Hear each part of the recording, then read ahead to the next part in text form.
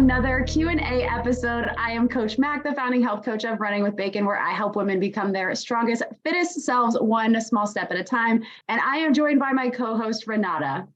Hello, everyone. It's Renata from Nourish with Renata, your intuitive nutrition coach. And I help you to be empowered with your nutrition to nourish not just your body, but also your mind and your spirit too. That you do. And you can help us do that today by answering our question. And so the question that comes from a member of Fit by Bit and they were wondering what or how do you know what a healthy weight is based on your body type, your age, your height, and all of those things. And I'll add some more context to this, was that they were saying, I have this goal weight in mind. I have what I think I would like to be at, but how do I know if that's my healthiest weight or even a healthy weight? How do I know? So do you have any ideas or any thoughts or advice? Yeah, this is a fantastic question and something that so many of us think about all the time. We live in a society that is so focused on weight. So the first thing that I want to say is weight is just one measure of your health. And there's lots of different things that actually impact what that number is. So first and foremost, remember that weight is just one factor. There's lots of other things that go into being a healthy individual. The second thing is that with weight itself, we have to remember it has a lot to do with your frame. And so from here, I want to get into how to actually calculate not just a healthy weight, but also, for instance, if you're interested in how many calories or the macros that you want to eat each day or are aiming to eat each day, it's important to know your body type, or also known as your body frame. And there's basically three different ones. This is what most professionals will use when calculating various things about calories and macros, because your frame actually has a big influence into your macro split each day. And so I'm going to describe the three different types because I think that it's easier to understand when you do so. And then note that these are generalizations. So you might be closer to one or kind of more in the middle, and that's great. The purpose here is to have awareness. So first and foremost, we start off with those naturally skinny people, those people we love to hate, just kidding. But basically, they have trouble building muscle. So if you think about yourself when you were in high school, I feel like that's a really good time frame to think about it, because then, you haven't gone through, for instance, very many pregnancies, if at all, or you haven't, gone through, say, a bodybuilding phase. We want to look at your natural build, your natural frame. So you may have been a really naturally slender person, had trouble putting on mass, whether it be fat or muscle. So that's one type. The complete opposite end of the spectrum is going to be someone that I like to call being big boned. So a much wider frame. Think about people that might be like defensive ends on a football team, like very wide built guys or wide, broad shouldered women.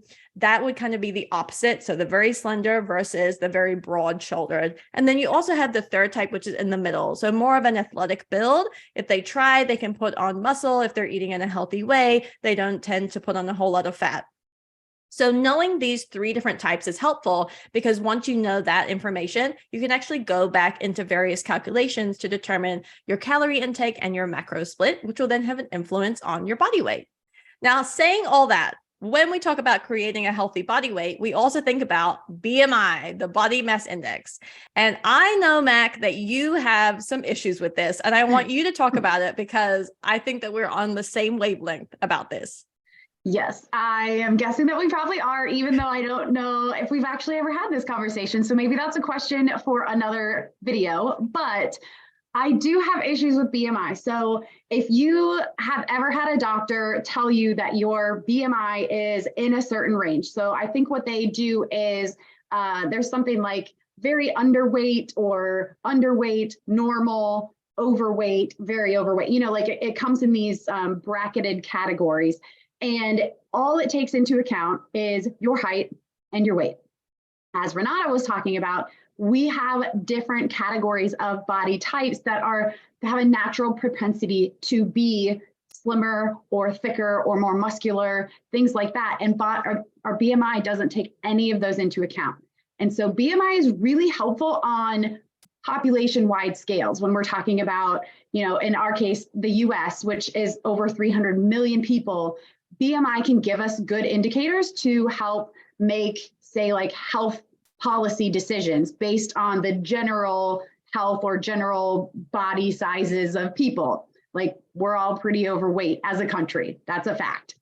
But on an individual basis, it's more difficult to use BMI because, like I was saying, it only takes into account those two things. And as Renata mentioned, there are way more things that go into a healthy weight than just how much you weigh and based on how tall you are. And it includes things that aren't even really that measurable. Things like, how confident are you? How comfortable are you? How much energy do you have? What's your ability to get around and do the things that you want to do? You know, if it's something that you want to be able to go run a marathon on demand, your healthy weight is going to be different than if your goal is to just be able to play with your kids in the yard and things like that. The demands that you're placing on your body are going to be very different. So while I would love to answer the question with a very specific formula and say, here's how you figure out your healthy body weight, it's not that simple. And I will also note that a lot of the women, I'm sure the case is the same for you too, but a lot of the women that I work with are still envisioning their bodies before pregnancies, before babies, and saying, well, I felt really good. I thought I looked really good at this weight. And that's the weight that we keep in our head of what our goal weight is.